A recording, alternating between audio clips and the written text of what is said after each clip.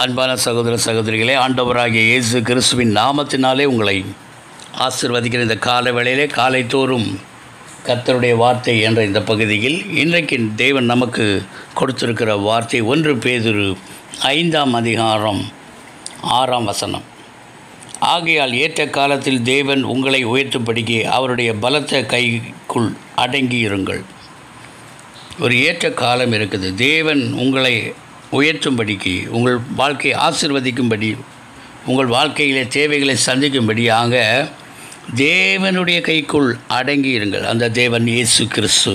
கொலோசியர் 1ஆம் அதிகாரம் 16ஆம் வசனம். ஏனென்றால் அவருக்குள் சகலமும் சிருஷ்டிக்கப்பட்டது, பரலோகத்தில் உள்ளவைகளும் பூலோகத்தில் உள்ளவைகளும் ஆகிய காணப்படுகிறவைகளும் காணப்படாதவைகளுமான சகல வஸ்துக்களும், சிங்காசனங்கள் ஆனாலும் கர்த்தத்துவங்கள் ஆனாலும் துரைத்தனங்கள் ஆனாலும் அதிகாரங்கள் ஆனாலும் சகலமும் அவரை கொண்டு அவருக்கென்று சிருஷ்டிக்கப்பட்டது.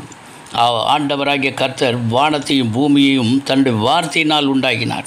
உலகங்களை தன்னுடைய வாயின் வார்த்தைகளால் உண்டாக்கின தேவன் நம்முடைய வாழ்க்கையும் அவர் உண்டாக்க, உருவாக்க அவர் கைகள் நமக்கு போதுமானதாக இருக்கிறது. ஆதியாகமத்தில் நாம் வாசிக்கும்போது ஏதேன் தோட்டத்தில் சகலத்தையும் உருவாக்கின தேவன் இன்றைக்கு நம்முடைய வாழ்க்கையும் உருவாக்குகிற தேவனாக இருக்கிறார். அவருடைய பலத்த கைக்குள் அடங்கி இருக்கும் பொழுது ஆண்டவராய் கர்த்தர் நம்மை உருவாக்குகிறவராக இருக்கிறார். அது மாத்திரமல்ல, ஆண்டவருடைய கைகள் நம்மை தொட்டு சுகம் ஆக்குகிற கைகளாக இருக்குது. பேதுருடைய மாமி உடல் சுகம் இல்லமாக இருக்கும் பொழுது ஆண்டவர் அந்த வீட்டுக்குள் பிரவேசித்த அவரை, அந்த பேதுருவின் மாமியை கையை பிடித்து தூக்கி ஆண்டவர் சுகப்படுத்தினார். ஒரு குருடனுடைய கண்களில் குருட்டுத்தன்மையை நீக்கும்படியாக ஒரு மண்ணை எடுத்து அது சேறு உண்டாக்கி அவன் கண்களிலே பூசி அவனுக்கு சுகம் கொடுத்தார். காயப்பட்ட ஒவ்வொரு மனிதனையும் அது சுகமாக்கும்படியாக அவர் கைகள் இருக்கிறது. நல்ல சமாரியனாகிய ஆண்டவராகிய இயேசு இன்றைக்கு கூட நம்முடைய காயப்பட்ட இருதயங்களை சுகப்படுத்தும்படியாய் ஆவியையும் ஆத்மாவின் சரீரத்தையும் சுகப்படுத்த நமக்கு போதுமான தேவனாக இருக்கிறபடியினால் அந்த பலத்த கரத்துக்குள் நாம் அடங்கி இருப்போம். அது மாத்திரமல்ல, நம்முடைய ஆண்டவராகிய கர்த்தர் ஆசீர்வதிக்கிற தேவன். அவர் மனதுருக்கமுடையவர். அன்றைக்கு வனாந்திரத்தில் அவருடைய வார்த்தைகளை கேட்க வந்த ஜனங்களை கண்டு அவர் மனதுருக்கினார். என் ஜனங்கள் இப்படியாக வருத்தப்படுவார்களை, வெகு தூரம் போக வேண்டுமே, பசியோடு அவர்கள் எப்படி போவார்கள் என்று சொல்லி அவர்களை ஆசீர்வதித்தார். 2 மீனை 5 அப்பத்தை ஆசீர்வதித்து 5000 பேருக்கு கொடுத்த தேவன் இன்றைக்கு நம்முடைய வாழ்க்கையின் இல்லாமைகளை கண்டு ஆசீர்வதிக்கிற தேவன். சிறு பிள்ளைகளை கண்டு என்னிடத்தில் வர விடுங்கள், பரலோக ராஜ்யம் அப்படிப்பட்டவர்களுடைய உடையது என்று சொல்லி அவர்கள் மேல் கைகளை வைத்து ஆசீர்வதித்தார். இன்றைக்கு கள்ளம் கபடம் இல்லாத தேவனுடைய சத்தத்துக்கு செவி கொடுத்து அவருடைய பலத்த கரத்துக்குள் நாம் அடங்கியிருக்கும் போது அந்த ஆசீர்வாதங்களை நாம் பெற்றுக்கொள்ள முடியும். அது மாத்திரமல்ல, அவர் சிலுவையிலே அவர் கைகள் உயர்த்தப்பட்டது.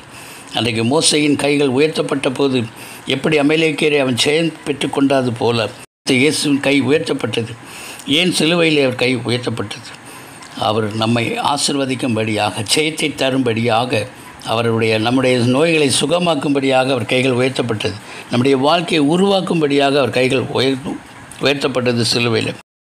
வெளிப்படுத்தின விசேஷம் 3ஆம் அதிகாரம் 20ஆம் வசனம் சொல்லுகிறது. இதோ வாசற்படி நின்று தட்டுகிறேன், ஒருவன் என் சத்தத்தை கேட்டு கதவை திறந்தால் அவனிடத்தில் நான் பிரவேசித்து அவனோட கூட போஜனம் பண்ணுவேன், அவனும் என்னோட போஜனம் பண்ணுவான். தேவ சத்தத்தை கேட்டு நாம் கதவை திறக்கும்போது தேவனுடைய ஆசீர்வாதங்களை பெற்றுக்கொள்ள முடியும். அது மாத்திரமல்ல, அவருடைய அணைக்கும் கைகள் இருக்கிறது.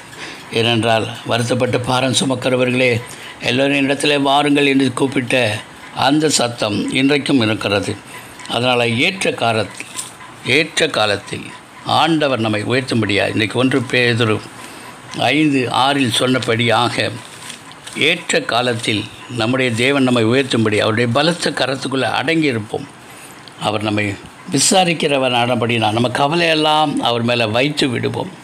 ஏன்னா நம்முடைய தேவன் ஜீவிக்கிறார், இயேசு ஜீவிக்கிறார். இந்த வார்த்தைகளை கேட்டுக்கொண்டு இருக்கிற உங்களை கர்த்தர் தம்முடைய கரங்களை உங்கள் மேலே வைத்து உங்களுடைய வாழ்க்கையில் எதெல்லாம் உருவாகாத இருக்குதோ, சமாதானம், சந்தோஷம், ஆசீர்வாதம், விடுதலை, மீட்பு, இன்னும் ஆவிக்குரிய ஆசீர்வாதங்கள், குடும்ப வாழ்க்கைக்குரிய பொருளாதார ஆசீர்வாதங்களை தேவன் உருவாக்குகிற தேவன். வனாந்தரத்திலே வழியையும் அவாந்தர வெளியிலே ஆறுகளையும் உருவாக்குகிறவர்.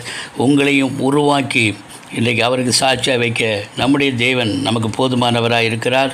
நல்ல சுக பலன் ஆரோக்கியத்தை கொடுத்து தேவனுக்கு மகிமையாக தேவனுக்கு புகழ்ச்சியாக நம்மை வைக்க நல்ல சமாரியனாகிய இயேசு கிறிஸ்து நமக்கு இருக்கிறார். அது மாத்திரம் நம்மை ஆசீர்வதிக்கிற தேவன். இஸ்ரவேலை ஆசீர்வதிப்பதே தேவனுக்கு பிரியம் என்று சொல்லியிருக்கிறபடி இன்றைக்கு நம்முடைய வாழ்க்கையை ஆசீர்வதித்து அவர் தன்னுடைய பிள்ளைகளுக்காக யுத்தம் செய்கிற தேவன். அவர் கைகளை வைத்து நம்மை ஆசீர்வதித்து நம்மை உயர்த்த ஏற்ற காலத்தில் நம்ம உயர்த்த நமக்கு போதுமானவராக அந்த வார்த்தைகளை கேட்டுக்கொண்டிருக்கிற உங்களை தேவன் விசேஷமாய் ஆசீர்வதிப்பாராக. God bless you. God bless you.